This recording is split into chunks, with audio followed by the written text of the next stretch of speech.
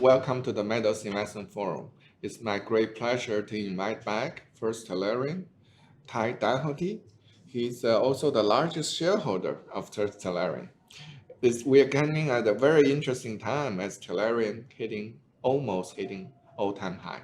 Welcome, Ty. Thank you, Chen. Pleasure to be here.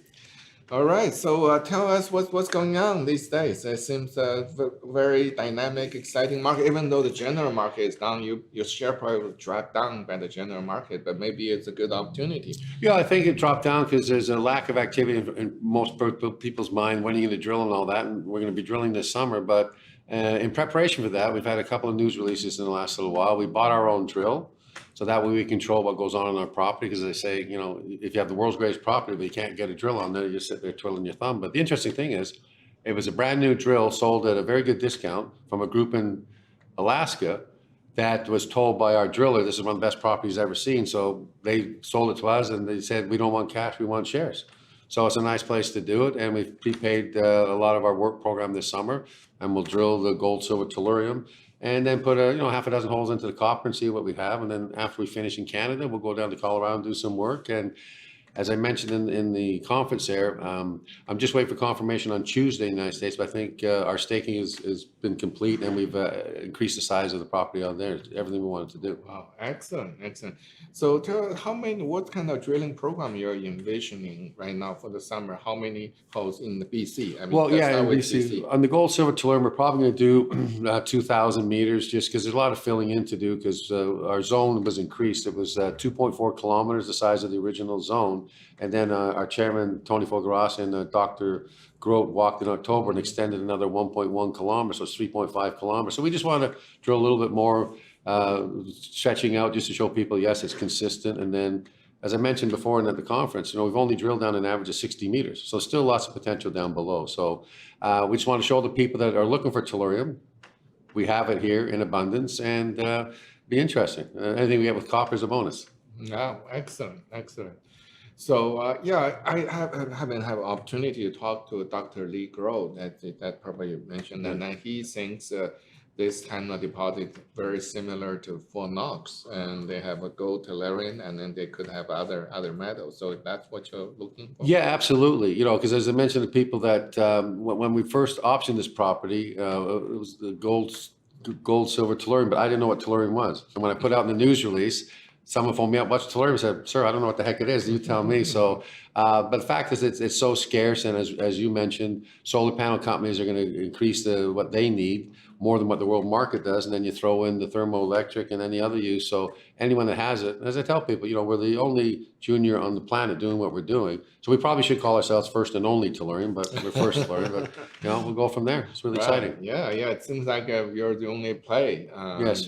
of tellurium. So have you got any interest from the end user to yes. secure the tellurium supply? Yes, absolutely, as you would expect, right? But I have, my attitude been since I, sold my last company from 4 million to $1 billion, is that when you're sitting on a winning hand, it's better to let them come to the table. And if you got more than 1 or 2 pursuers, then the price goes up. So yes, nothing official to write down because I just tell them, I'm going to drill the property this summer because we're pretty sure we're going to double or triple the reserves. So why would I want to negotiate now when I know that it's going to get that much bigger? So it kind of gets them a little angry. It's not used to juniors saying, no, we'll do it on our terms. That's the best way to go forward. But yes, interest for sure. Excellent. So you're looking for double or triple your BC resource, right? Yeah. So you're going to come up with another 4311? Yeah, we're thinking the fall time. Yeah. Fall time? Okay. Absolutely. Okay. How about your Colorado? You mentioned first time you're going to drill the. Well, we're going to work. We got to make sure we got our bond in place for the drilling with the government of Colorado. So we'll see how long that takes. But that's why we expanded the size of it. We're just waiting to confirm the confirmation of it. But when First Solar had, as we mentioned, they did all the preliminary work and never got around to drill it when they sold it. So yes, we'll be the first one to drill it. But it's an old property that used to be in the gold camp back in the 1950s and all that. So it's very exciting. It's a high grade gold. I think some of the samples were over an ounce of gold per ton. So, but obviously we're interested because of the phenomenal assays of the tellurium. It blows our property in Canada out of the water, and we're a high grade property, but nothing like that. It's just unbelievable. Well, can you give us some taste of sample or some Tellurium grade? Yeah, we will get it back from Colorado. We've asked them to ship up a sample because my chairman, Tony Fulgarasso, who you know, a gold medalist of geology, he saw a picture of someone was selling on the market from before. And he goes, this is unbelievable. You got visible gold right there. So we're going to get it so we can bring it to the next show. Oh, excellent, excellent. So next time you can bring the absolutely. box of samples. The only thing I caution is I'm not a geologist. If anyone starts asking technical questions, they're wasting their time because I just do what I do best, a talking monkey, if you will, and I rely on the experts to tell me what's going on. Right. Well, next time you can invite Dr. Lee Grow to. He was supposed to be here today. Oh, okay, yeah.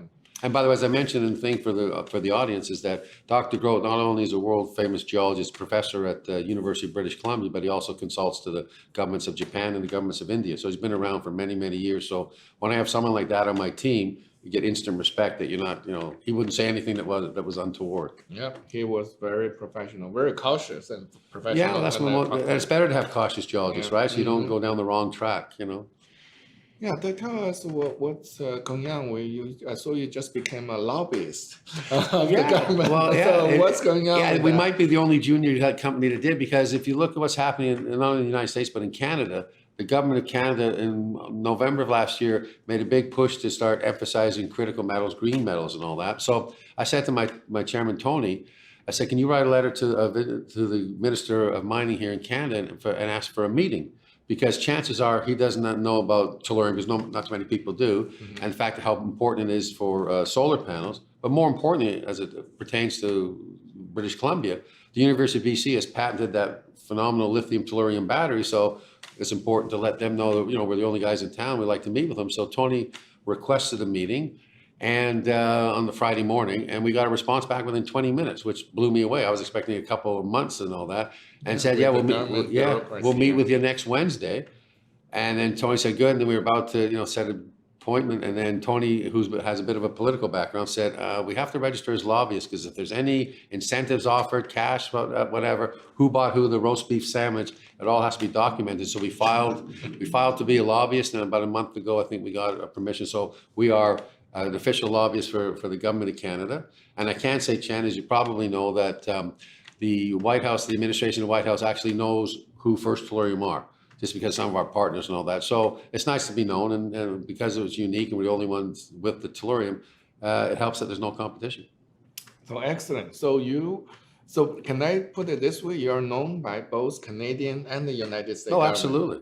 Absolutely. So when is your meeting with the Canadian government? Tony's supposed to meet with, I think he had a phone call with the Canadian government, I think 2-3 weeks ago, and then they're going to set up a follow-up what's going on. But Tony's so busy, they're going up to the property, him and Dr. Grote, in June, and meeting with the First Nations, because as I mentioned, as we all know, you have to have a good relationship with the First Nations or you have a problem. So Tony's background, he's a lawyer, but he was gold medalist of geology at UBC, graduated, and then got his law degree, and his specialty has been natural resource law and First Nations law.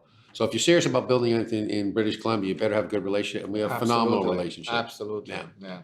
That's very good, very, very good piece of mind. So do you have anything set up with the United States government, or you're just... Not officially. Because of our work with the NGO out of Washington, D.C. called Resolve Inc., because we work on that salmon gold with Apple and Tiffany and Company and with the First Nations, they had a meeting with the White House a couple times and said, "Hey, what do you think about this? They got a critical metal." So he phoned me and said, "Do you have any advice for the administration?" I said, "Well, just say that they're playing catch up because, the mining in the Western U.S. was sort of held down for a few years." I said, "So just let people do what they're doing and it'll make the country better, because they want to stop the importation of critical metals from China. So the only way to do it is allow people to drill." Exactly. Tellurium 60%, if I remember correctly. From China. It's from China. So, and First Solar use like 60-70% of worldwide production of tellurium. It's just crazy. It's very critical. I mean, from the government point of view, I mean, they already actually guaranteed the lithium project. Maybe the government can work on, can work with them to guarantee one of the tellurium projects. It's quite possible, because the government set aside, the Department of Energy set aside $20 million for the advancement of cadmium tellurium solar panels, which I think most of it went to First Solar. But they also set aside $3 billion with a B for better lithium batteries. Now, they haven't been introduced to this lithium tellurium battery, which is far superior, as we mentioned, to lithium ion. So when that goes, maybe they'll throw some money our way since we're the only thing. So I just control what I can do. And if I meet with the government, great. But as I mentioned, we're sitting in a phenomenal situation. So, we're going forward with no red flags at all. Okay, great. Excellent. Thank you. Hope to hear good results from you this summer. Oh, absolutely. No, guaranteed. Okay. Thank you, Chair. Appreciate it.